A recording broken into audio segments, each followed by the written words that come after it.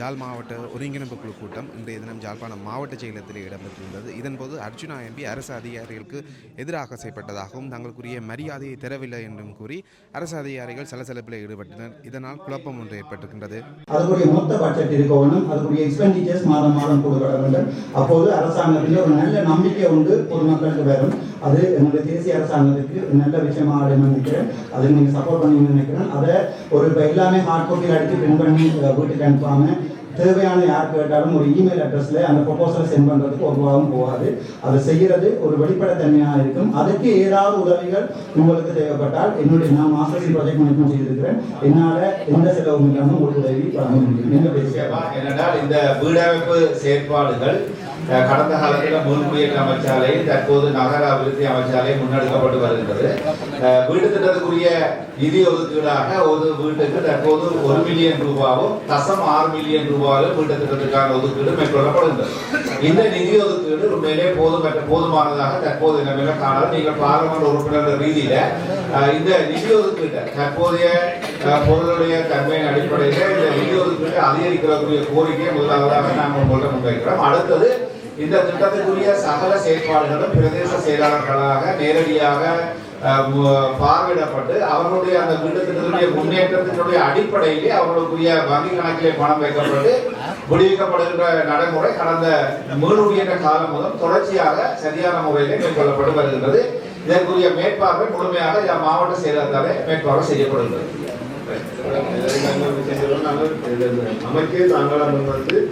We have the written approval here, so we showed to the police. They agreed on that, and they gave us the support to do a legal thing. That's all. எனது பேரை பாவித்திருந்தார். நான் மின்சார சபை கடமையாற்றி இருந்தேன் என்று.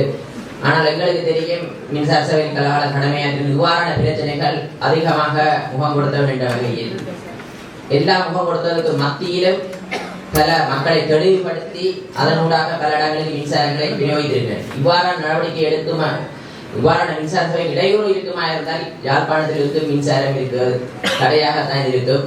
ஏனென்றால் தென்பகுதியிலிருந்து பல வீடுகளுக்கு மேலால் தான் மின்சாரம் வந்து கொண்டிருக்கின்றன. அபிவிருத்தி என்ற பொருள் அவர்கள் தொழிற்சாலை ஒன்று அமைப்பதற்காக எலக்ட்ரிக்கல் ஃபிட்டிங் கம்பெனி ஒன்று அமைப்பதற்காக எடுத்திருந்தார்கள். இருபக்கமும் முரண்பாடுகள் இருக்கிறது. ஒரு சாரார் அதுக்கு ஆதரவு தெரிவிக்கின்றார்கள், ஒரு சாரார் எதிர்ப்பு தெரிவிக்கின்றார்கள். ஆனால் இதை பூரணமாக விசாரித்து முகப்படுத்தும். இது 5ஆம் மாதத்திலிருந்து சென்ற வருடம் 5ஆம் மாதத்திலிருந்து மின்சார இணைப்புக்காக அப்ளை பண்ணி இவ்வளவு காலம் இந்த பிரச்சனை இருந்தது. அதன் நிமித்தமாக மின்சாரத்தை 5ஆம் மாதம் பணமும் செலுத்தி இருக்கிறார்கள் மின் இணைப்புக்காக.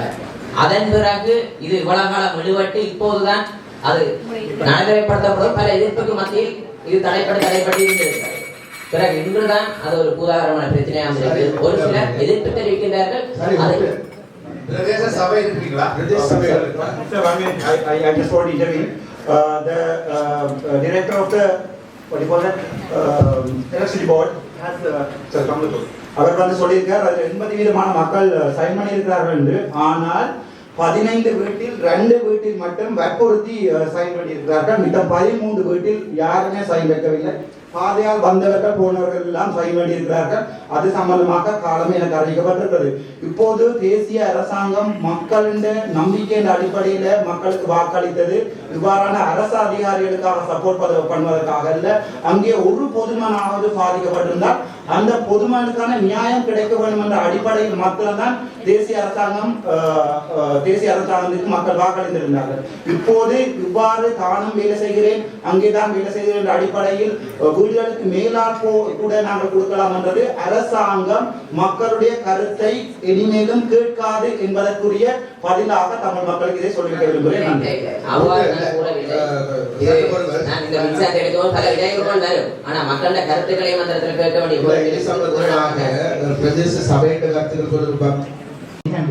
Unless otherwise, please give us a standing order. Thank you. No, I totally. அனுமதியை பெற்று மாத்திரம் போடவும் வந்து, ஆனால் அந்த கடிதம் மறைக்கப்பட்டு இன்ஜினியர் அவருடைய பேர் எனக்கு தெரியவில்லை, அந்த கடிதம் தனக்கு கிடைக்கவில்லை என்று சொல்கிறார். ஆனால் அந்த கடிதம் என்னிடம் இருக்கிறது, அதனுடைய கொப்பி அவருக்கு கொடுத்திருக்கிறேன். அவர் அந்த கடிதம் மறைக்கப்பட்டு அதற்கு முதல்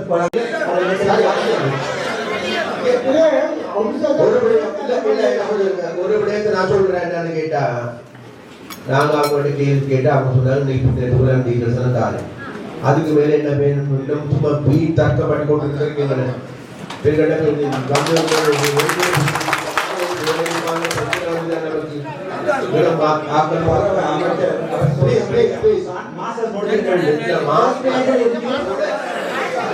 மாஸ்டர் முடிச்சாங்களா முடிக்கிறாங்கிறது ஆனா இப்ப அது இவங்க தேவைப்படாது.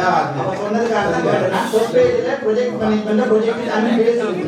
First page project management first page அதான் கேட்டேன். இது மாதிரி இருக்குன்னா நாம இந்த ஒழுங்குமுறை மற்றவர்கள் பார்த்து கொண்டிருக்கிறார்கள். டைம் போய் கொண்டிருக்கிறது. அதனால கௌரவ அமைச்சர் அவர்களே திருப்பியும் ஒரு செகண்ட் தாங்கோ. இந்த மீட்டிங் வந்து ப்ரொடக்டிவிட்டியா போகணுமா அல்லது இந்த மீட்டிங்ல யாருமே கேள்வி கேட்கலாது நான் இப்பதான் செய்வோம் என்பதுதான் நிலைமையா? மதிப்புக்குரிய ஐயா அவர்கள் அதை தடுக்கலான்றதை அன்புடன் தெரிவித்துக் கொள்றேன். நான் உங்களோட பேர் நான் தெரியல. அனாமதியமா இருக்கட்டும், அது வேற அது வேற. ஆனால் அமைச்சர் அவர்களும்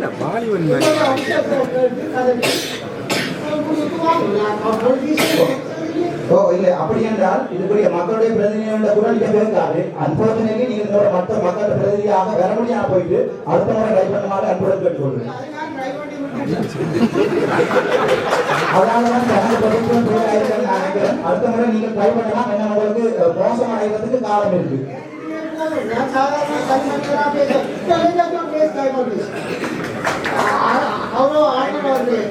உங்களுக்கு தெரியும். ப்ளீஸ் அவர் அமைச்சரும் ஆளுநர் அவர்களும் குழந்தை எஸ்கலேஷன் எஸ்டிமேட் எல்லாம் பார்க்கக்கூடிய தயவு செய்து நான் நகராபிவிருத்தி அதிகார சபையின் ஒரு பிரதிநிதியாக இங்கு வந்திருக்கிறேன், பிரதிபலிப்பாளர். நாங்களும் ப்ராஜெக்ட் மேனேஜ்மெண்ட் மாஸ்டர்ஸ் எல்லாம் முடிச்சு தான் வந்துருக்கிறோம். ஆனா இந்த ப்ராஜெக்ட் மெகா ப்ராஜெக்ட், ஆனா அதுக்கான செய்து கொண்டிருக்கிறது சிஎஸ்எல் என்ற ஒரு அரசு நிறுவனம் தான் இந்த ப்ராஜெக்டுக்கான கன்சல்டன்சி செய்யணும். Monthly progress report, assessment report எல்லாமே அவர்களால் சமர்ப்பிக்கப்பட்டு மினிஸ்ட்ரி வரை போய் தான் மந்த்லி அதற்கான பண விடுவிப்பு செய்யப்பட்டு கொண்டிருக்கிறது. அதைத்தான் நான் ஏற்கனவே சொல்லியிருந்தேன்னா உங்களுக்கு இன்று நேரம் வந்து நாங்க ஜிஏ கூட அரசு அதிபர் கூட அந்த ரிப்போர்ட் எல்லாம் எங்களால் சமர்ப்பிக்க வைக்க முடியும். ஆனா நீங்க தனிப்பட்ட முறையில் எந்த ஒரு அதிகாரியையும் நீங்கள் இப்படி தாக்கி கதைப்பது என்பது உண்மையா ஏற்றுக்கொள்ள முடியாது.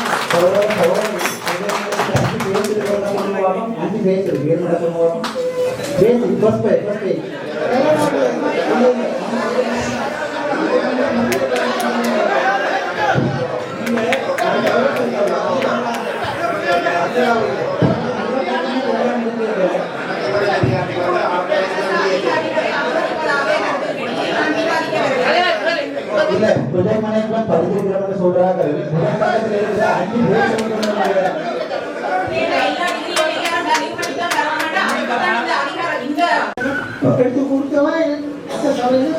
முன்னாள் ஆய்வு சம்பந்தமாகவும் பலதரப்பட்ட புறப்பாடுகள் இருக்கு. அது சம்பந்தமாக ஔஷதத்தை பற்றி நான் இந்த கடைக்கு வரையில்லை. அது என்னுடைய ஜாப்டும் இல்லை.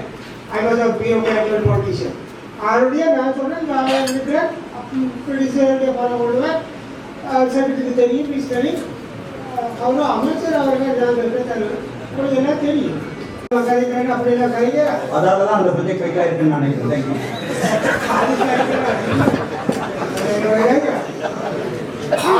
நான் கேட்கிறேன் ஆரம்பிக்கப்பட்டது இல்லை ப்ரொபோசல் டே. ப்ரொபோசலோட கொடுத்து நீங்க அப்ரூவல் எடுத்துருப்பீங்க தானே அந்த டே? 2020 ஆம் ஆண்டு. சரி, இந்த எத்தனை வருட ப்ராஜெக்ட் இது? இது வந்து உண்மையில் 2.5 வருட ப்ராஜெக்ட். இப்போ 2024 நீங்க ப்ராஜெக்ட் கம்ப்ளீஷன் ரிப்போர்ட் இந்த ப்ராஜெக்டை வந்து யாராவது ப்ராஜெக்ட் மேனேஜர்ஸ் ரன் பண்ணணுமா அல்லது உங்களுடைய அமைச்சருக்கு கீழே தான் போகுதா? எங்களுடைய அமைச்சருக்கு கீழே கன்சல்டன்சி சர்வீஸ் வந்து நகராபிவிருத்தி அதிகாரம். அங்க யாராவது கம்ப்ளீட் ப்ராஜெக்ட் மேனேஜர்ஸ் யாராவது இருக்கணுமா? ப்ராஜெக்ட் மேனேஜ்மெண்ட் டிவிஷன் வந்து செப்பரேட்டா இருக்காங்க. செப்பரேட்டா இருக்கு. ஸோ அதில் நீங்கள் ஒவ்வொரு முறையுமே உங்களோட இது மானிட்டரிங் அண்ட் எவல்யூஷன் ஒவ்வொரு வருஷம் செய்கிறீங்களாமா?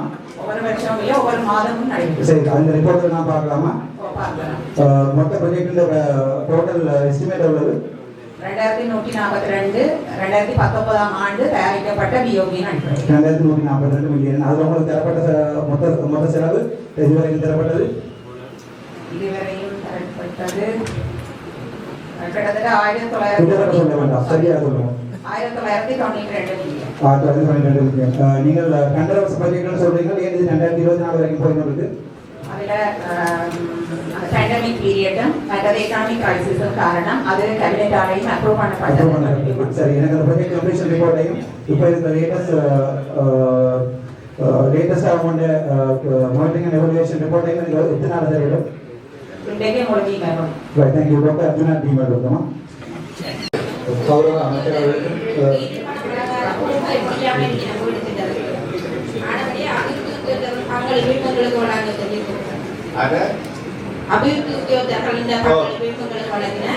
இல்ல அவர்கள் பங்களிப்பு செய்வார்கள், ஆனால் மதிப்பீடு உங்களாலே தயாரிக்கப்பட பிரதேசங்கள் உங்களுடைய அந்த பிரதேசத்துடைய கிராம அலுவலர் பொருளாதார அபிவிருத்தி உத்தியோகத்தில் இந்த பணிக்கு இந்த 2 வாரத்துக்கு நீங்கள் அவருக்கு அனுமதியை கொடுக்கணும். கௌரவ அமைச்சர் அவர்களுக்கும் கௌரவ கவர்மெண்ட் ஏஜென்ட் ஒரு முக்கியமான வேண்டுகோள், பொதுமக்களிடமிருந்து கிடைக்கின்ற முறைப்பாடுகளை பாராளுமன்ற உறுப்பினர் என்ற அடிப்படையில் போய் நாங்கள் பார்க்கும்போது செக்யூரிட்டி கார்டிடம் அனுமதி எடுத்து வாருங்கள் அல்லது போலீஸை போய் முறைப்பாடு செய்து என்பது ஒரு பாராளுமன்றத்தையே அவமதிக்குரிய.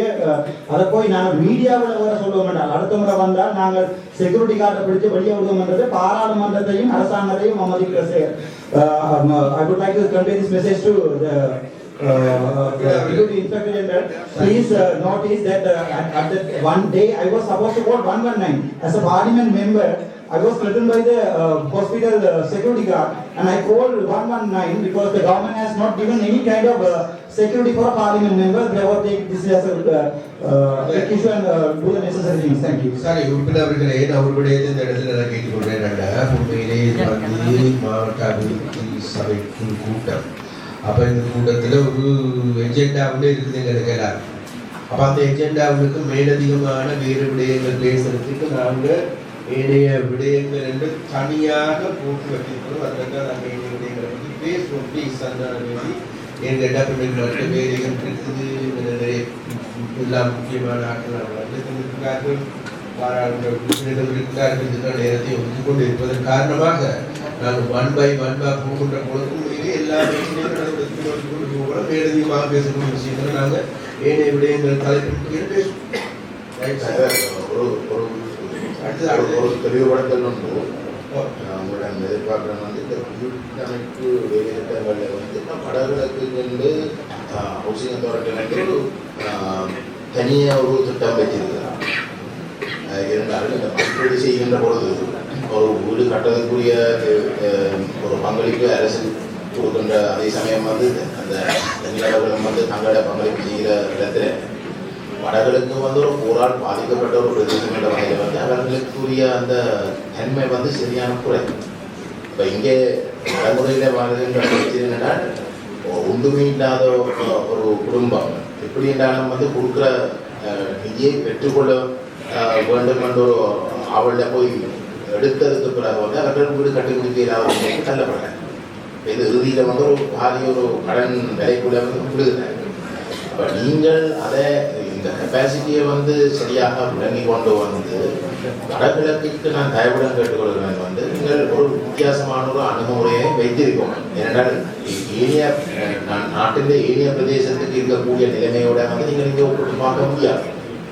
அதை நீங்கள் கவனத்தில் எடுத்துட்டீங்கன்னா வந்து ஒரு ஸ்டாண்டர்டைஸ்ட் ஒரு கொள்கையான ஸ்டாண்டர்டைஸ் நிலைப்பாட்டோடு நீங்கள் வச்சிருந்தீங்கன்னா வந்து மற்ற அரசாங்கங்கள் வந்தால் எதிர்காலத்தில் நீங்கள் எப்போ காலத்தில் இருப்பீங்களோ அது நல்லது. வேறு யாரும் வந்தால் அந்த அணுகுமுறையிலிருந்து விலகாமல் இருக்கிற ஒரு நிலைமையை நாங்கள் உறுதி பண்ணலாம். அது நீங்கள் கட்டாயம் செய்யும். இல்லாட்டி வந்து இந்த விளைக்கிலிருந்து நாங்கள் வெளியே வரப்போகுது. நிச்சயமாக நிச்சயமாக இந்த அபிவிருத்தி அந்த அபிவிருத்தியில் கூடுதலான முன்னுரிமை அளிக்கக்கூடிய பிரதேசமாக வடகிழக்கு பிரதேசத்தில் இவர் காலத்தில்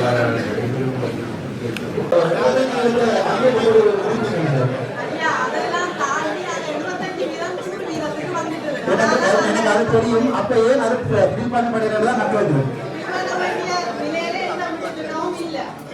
விளங்குது?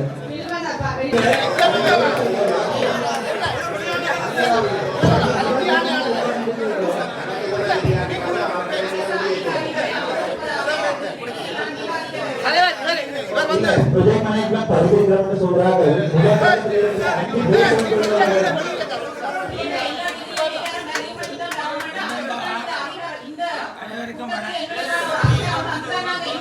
அதிகார பரவலாக உங்களுடைய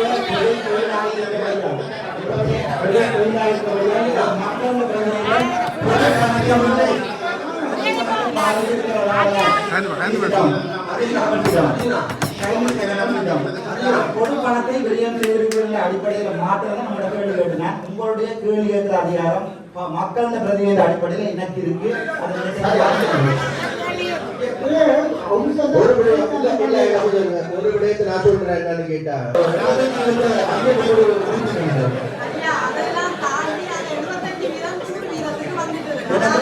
அது தெரியும். அப்ப ஏன் அது பிரிப்பான் படையிலாம் நட்டு வந்துடும்.